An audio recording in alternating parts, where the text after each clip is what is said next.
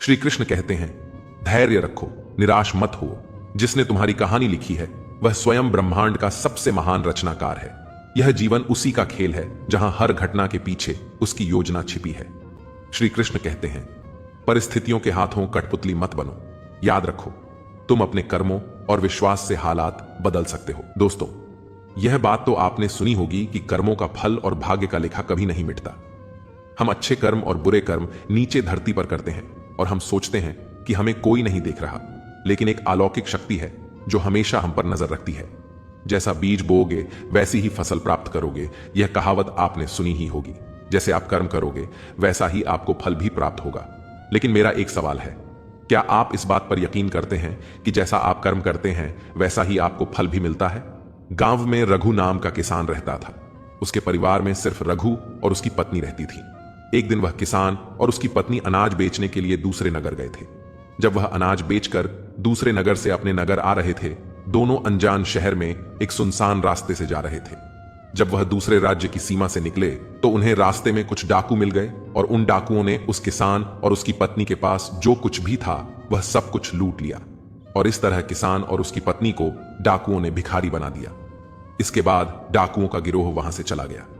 डाकू तो चले गए, लेकिन किसान और उसकी पत्नी को लूटने के बाद वह दोनों चिंता में पड़ गए और सोचने लगे कि आगे क्या किया जाए।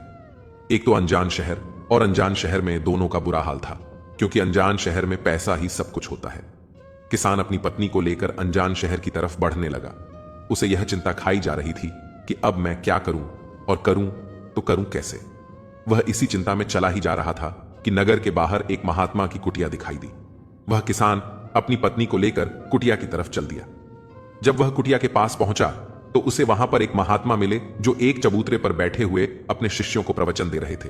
महात्मा को देखकर किसान सोचने लगा, क्यों ना इन साधु महाराज को अपनी समस्या बताऊं, शायद यह मेरी समस्या का कुछ समाधान कर दे। ऐसा विचार करके वह किसान उन साधु महात्मा के पास पहुंच गया और उन्हें प्रणाम किया। फिर बहुत ही विनम्र स्वर में उसने अपनी समस्या उन महात्मा को बताई और कहने लगा, महाराज, यदि किसी तरह आप मेरी पत्नी को किसी सेठ के पास गिरवी रखवाकर मुझे कुछ पैसे दिलवा दें तो आपकी बड़ी कृपा होगी। जब साधु ने किसान की बात सुनी तो उस साधु महात्मा को उस किसान पर दया आ गई। साधु ने अपने परिचित सेठ के बारे में बताया और उस किसान को उसके पास भेज दिया। किसान अपनी पत्नी को लेकर उस सेठ के पास पहुंच गया और उस सेठ से हाथ जोड़कर कहने लगा, सेठ जी, मुझे कुछ पैसों की आवश्यकता है। मेरे पास गिरवी रखने के लिए और तो कुछ नहीं है, बस मेरी पत्नी है। आप मेरी पत्नी को गिरवी रखकर मुझे कुछ पैसे दे दीजिए। मैं उन पैसों से कोई व्यापार करके जल्दी ही आपकी रकम ब्याज सहित वापस कर दूंगा और अपनी पत्नी को आपसे छुड़ा लूंगा। तब तक मेरी पत्नी आपके दिए हुए पैसों में आपके पास गिरवी रहेगी। सेठ ने जब उस किसान की बात सुनी तो वह पैसे देने के लिए तैयार हो गया और पैसों के बदले में किसान की पत्नी को अपने पास गिरवी रख लिया। किसान सेठ के पास अपनी पत्नी को गिरवी रखकर और उस सेठ से कर्ज लेकर व्यापार करने के लिए आगे बढ़ गया। किसान ने उन रुपयों से अनाज का व्यापार शुरू कर दिया। वह अब किसान से व्यापारी बन गया। अब सस्ते दामों में किसानों से अनाज को खरीदता था और दूसरे जरूरतमंद किसानों को महंगे दामों में बेच देता था। इस प्रकार रघु ने उन पैसों से बहुत ही कम समय में अच्छा खासा धन अर्जित कर लिया। जब रघु ने खूब पैसा कमा लिया तो 8 महीने बाद फिर रघु उसी नगर में वापस लौट आया जिस नगर में वह अपनी पत्नी को उस सेठ के पास गिरवी रख कर गया था। रघु नगर में आकर सीधा उस सेठ के पास पहुंच गया और सेठ के पास पहुंच कहने लगा, सेठ जी, मैं 8 महीने पहले आपके पास अपनी पत्नी को गिरवी रख कर गया था। आप अपना हिसाब करके मुझसे ले लीजिए और मेरी पत्नी को मुझे वापस लौटा दीजिए। यह सुनकर उस सेठ ने कहा, भाई क्या बताऊं, आज से 3 महीने पहले की बात है। तुम्हारी पत्नी अचानक बीमार पड़ गई और उस बीमारी के कारण तुम्हारी पत्नी की मृत्यु हो गई। मैंने तुम्हारी पत्नी का बहुत इलाज भी करवाया, अच्छे से अच्छे वैद्य को बताया, लेकिन मैं फिर भी तुम्हारी पत्नी को नहीं बचा सका। रघु ने जब उस सेठ के मुंह से यह सुना तो रघु यह सुनकर बड़ा दुखी हुआ। फिर थोड़ा धीरज रखकर उस सेठ से बोला, सेठ जी, जो होना था वह तो हो चुका है। शायद मेरे नसीब में ही ऐसा लिखा हुआ था। वह मेरे साथ रहती तब भी आयु पूरी होने पर उसे मरना ही पड़ता। होनी को कौन टाल सकता है। फिर भी आप अपने पैसे मुझसे ले लीजिए ताकि मुझे इस बात का संतोष हो जाए कि मैंने अपना कर्ज दिया और मैंने आपका कर्ज चुकाकर और अपनी पत्नी को गिरवी रखने के कलंक से खुद को बचा लिया। रघु की बात सुनकर वह सेठ बोला, नहीं भाई, अब मैं तुझसे वह पैसे कैसे ले सकता हूं। जब मैं तुम्हारी अमानत ही तुम्हें नहीं लौटा सकता तो अपना कर्ज वापस लेने का मुझे कोई हक नहीं है। रघु ने बार बार सेठ से अपना कर्ज वापस लेने का आग्रह किया, परंतु सेठ नहीं माना। उदास भाव से रघु जब वहां से निकला तो रास्ते में फिर उसी स्थान पर पहुंच गया जहां पर वह उन साधु महात्मा से पहली बार मिला था। हमेशा की तरह साधु महात्मा अपने चबूतरे पर बैठे हुए अपने शिष्यों को प्रवचन सुना रहे थे। रघु भी मन की शांति के लिए वहीं पर जाकर बैठ गया और महात्मा के प्रवचन सुनने लगा। साधु महात्मा ने जब रघु को देखा तो साधु महात्मा उसे पहचान गए और उसका हालचाल पूछने लगे। रघु ने पूरा घटनाक्रम उन साधु महात्मा को बता दिया। वह साधु एक सिद्ध महात्मा थे। रघु की बात सुनकर उस साधु ने कहा, भाई, उस सेठ ने तेरे साथ धोखा किया है। तेरी पत्नी निश्चित रूप से जीवित है। भाई, तेरी पत्नी को या तो उस सेठ ने अपने घर में छुपा लिया है या फिर उस सेठ ने तेरी पत्नी को अपने किसी परिचित के यहां दूर किसी जगह पर भेज दिया है। अब तू ऐसा कर, यहां के राजा के पास चला जा और राजा के दरबार में जाकर प्रार्थना करना कि राजा साहब मेरी पत्नी को सेठ से दिलवा दो, क्योंकि इस नगर का जो राजा है वह बहुत ही बुद्धिमान व्यक्ति है। वह निश्चित ही तेरी पत्नी को उस सेठ पर जोर डालकर तुझे दिलवा देगा। उसके दरबार में ही तुम्हारा फैसला होगा। जब रघु ने साधु महात्मा की बातों को सुना तो रघु उस साधु महात्मा की बात मानकर राजा के दरबार में जाने के लिए चल दिया। रघु राजा के दरबार में पहुंच गया और राजा के दरबार में पहुंचकर राजा से गुहार लगाने लगा, महाराज, मेरी पत्नी को सेठ से मुझे दिलवा दीजिए। महाराज, मैंने सेठ के कुछ धन उधार लिया था, बदले में अपनी पत्नी को सेठ के पास गिरवी रखकर गया था। जब मैं धन लेकर अपनी पत्नी को उस सेठ के पास लेने गया तो वह कह रहा है कि उसका देहांत हो गया है। वह झूठ बोल रहा है। रघु की प्रार्थना सुनकर राजा ने सेठ को दरबार में बुलाया और उससे कहा, सेठ, क्या यह बात सच है कि यह किसान कुछ रुपयों के बदले में अपनी पत्नी को तुम्हारे पास गिरवी रखकर गया था? सेठ ने स्वीकार करते हुए कहा कि हां राजन, किसान की यह बात बिल्कुल सच है। राजा ने फिर कहा, तुम इसकी पत्नी को क्यों नहीं लौटा रहे हो? राजा की बात सुनकर वह सेठ बोला, कैसे लौटा सकता हूं महाराज? मैंने इस किसान को बता तो दिया कि आज से 3 महीने पहले इसकी पत्नी की मृत्यु हो चुकी है। महाराज, अब मैं धर्मराज के पास जाकर तो इसकी पत्नी को वापस नहीं ला सकता। राजा ने पूछा, कोई गवाह तुम्हारे पास है जो इस बात की पुष्टि कर दे कि इसकी पत्नी की मृत्यु हो चुकी है? तो सेठ बोला, जी महाराज, इस बात की पुष्टि वह अच्छी तरह से कर देगा जिसने इस व्यापारी की पत्नी का इलाज किया था। वह 4 व्यक्ति भी इस बात की गवाही दे देंगे जो इसकी पत्नी को शमशान में जलाकर आए थे। उस सेठ ने यह बात इतने आत्मविश्वास के साथ कही कि राजा को भी उस पर भरोसा हो गया। तब राजा ने रघु से कहा, भाई, अगर तुम्हारी पत्नी जीवित होती तो हम तुम्हें अवश्य दिलवा देते। अब तो हमारी भी मजबूरी है। इस प्रकार राजा ने रघु को समझा बुझाकर वापस भेज दिया।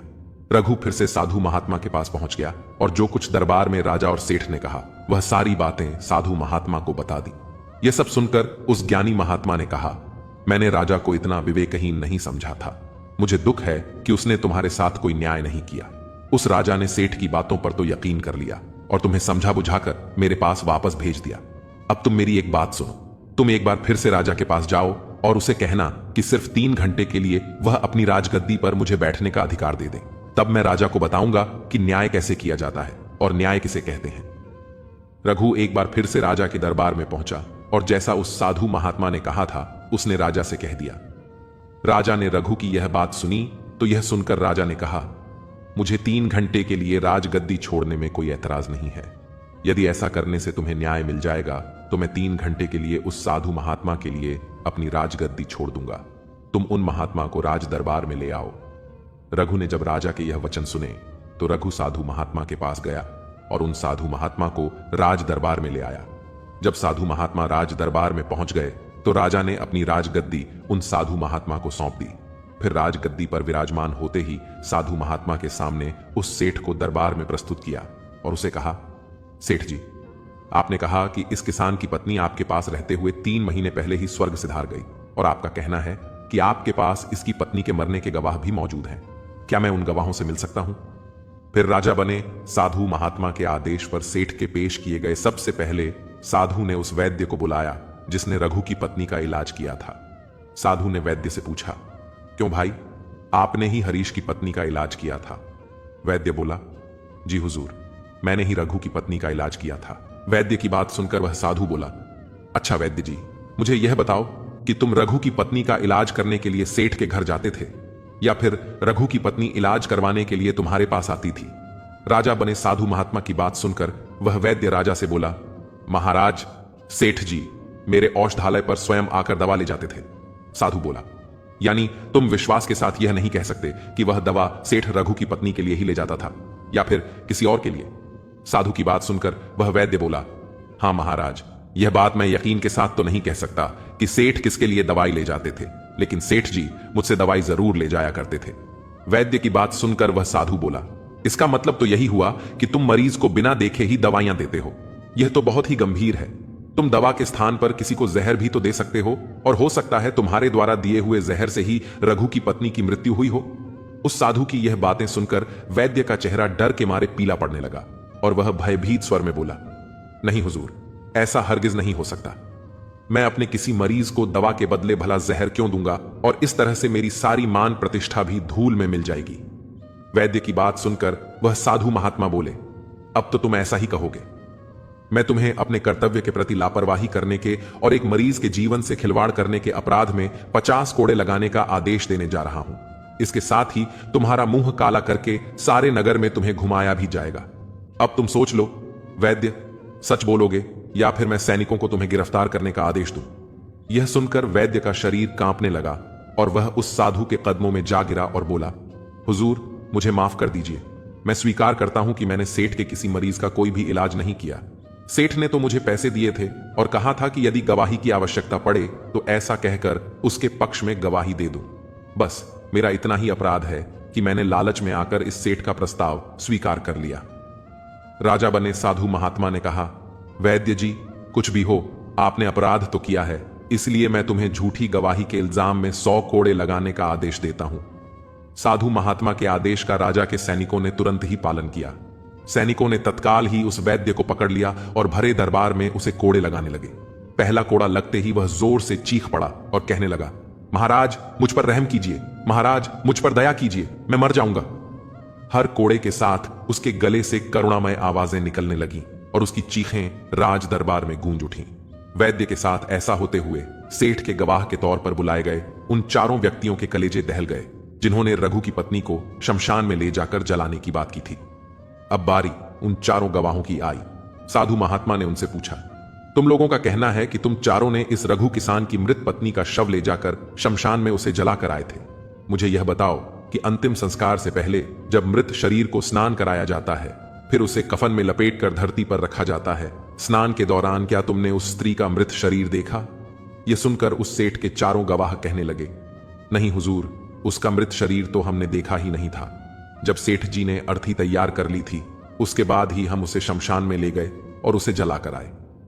उन चारों गवाहों की बात सुनकर वह साधु महात्मा बोले, और तुमने यह जानना भी उचित नहीं समझा था कि उस अर्थी में कोई मृत मनुष्य लेटा है या कोई जीवित व्यक्ति? कहीं ऐसा तो नहीं कि जहरीले पदार्थ से बेहोश व्यक्ति उसमें लेटा हो और उसे तुम शमशान में ले जाकर जलाकर आ गए हो? यह तो एक बहुत ही गंभीर अपराध है। इसके लिए तुम लोगों को मृत्युदंड की सजा भी दी जा सकती है। वह चारों गवाह वैद्य की पिटाई देखकर पहले से ही भयभीत थे। जब उन्होंने साधु महात्मा के मुख से मृत्युदंड की बात सुनी तो वह सुनकर उन सभी के हाथ पांव मानो बिल्कुल ही ठंडे पड़ गए हों। साधु ने विनय भाव से सेठ की तरफ देखा। जैसे ही उस साधु महात्मा ने सेठ की तरफ देखा तो सेठ का चेहरा ऐसे काला पड़ गया। साधु ने सेठ से कहा, सेठ जी, तुम्हारे 5 गवाहों की तो पहले ही हवा निकल गई।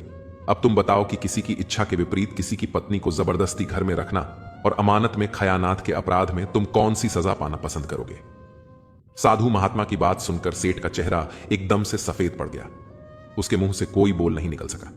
बने साधु ने कहा, सेठ, इससे पहले कि मैं तुम्हें 10 साल का कठोर कारावास की सजा दे दूं, अभी भी समय है कि तुम इस रघु किसान की पत्नी को दरबार में हाजिर कर दो। सजा के डर से सेठ ने तुरंत अपने सेवकों को अपने घर भेजा और सेवकों को घर भेजकर रघु की पत्नी को दरबार में प्रस्तुत कर दिया। साधु ने सेठ से लेकर रघु को उसकी पत्नी सौंप दी और सेठ को झूठी गवाही के अपराध में 5 महीने की कैद की सजा सुना दी। उन चारों गवाहों को भी कड़ी से कड़ी सजा दी गई जिन्होंने रघु की पत्नी का शव शमशान में ले जाने की झूठी गवाही दी थी। यह देखकर राजा आश्चर्यचकित रह गया और साधु के सामने हाथ जोड़कर बोला, महात्मा, आप धन्य हैं। आपने मुझे सिखा दिया कि न्याय कैसे किया जाता है। श्री कृष्ण कहते हैं, सभी तूफान जीवन को अस्त व्यस्त करने नहीं आते। कुछ तूफान जीवन से उन चीजों को हटाने आते हैं जो आपको अपने रास्ते पर रुकावट डाल रहे होते हैं। जैसे समुद्र की लहरें किनारों से अशुद्धियां बहा कर ले जाती हैं, वैसे ही जीवन के तूफान हमें शुद्ध और मजबूत बनाने के लिए आते हैं। जीवन सच में बहुत आसान हो जाता है जब परखने वाले नहीं बल्कि समझने वाले लोग साथ मिलते हैं। श्री कृष्ण कहते हैं, यदि कोई तुम्हारा बुरा करे तो यह उसका कर्म है। तुम्हारा धर्म है कि तुम किसी का बुरा ना करो। जैसे सूर्य बिना किसी भेदभाव के सभी को रोशनी देता है, वैसे ही तुम्हारा धर्म है कि अपने कर्म को श्रेष्ठ बनाओ, दूसरों के दृष्टिकोण पर ध्यान दिए बिना।